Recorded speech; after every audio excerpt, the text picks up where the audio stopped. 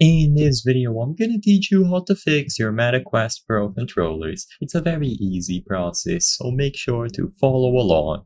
If you are having trouble using the MetaQuest Touch Pro controllers because they aren't connecting, I'm gonna give you easy to follow instructions on how to fix this.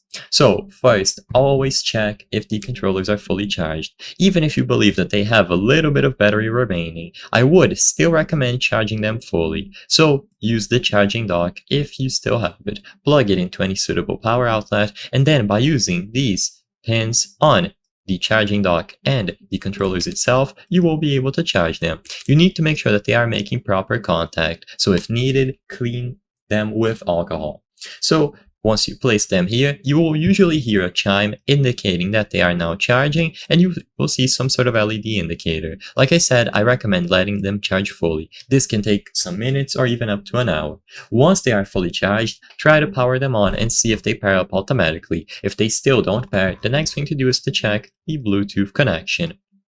So on your Meta controllers, with your headset on, hold down the Meta or the Oculus button that you see on the controller on the left touch controller.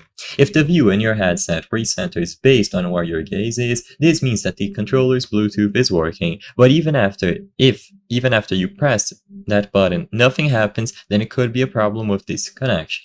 So you can try restarting the controllers and pair them up again. So hold down the menu button on the right controller or the menu on the left one, depending on your model. Once you see the LED change or you feel haptic feedback, it means that the controller has been restarted successfully. So just hold it down until you see some sort of LED indicator or haptic feedback. Now let go of the button and try pairing once more, like I mentioned, through Bluetooth.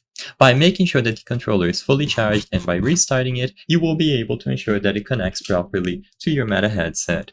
I hope I was able to help you on how to fix your MetaQuest Pro controllers. If this video helped you, please be sure to leave a like and subscribe for more very easy tips. Thank you for watching.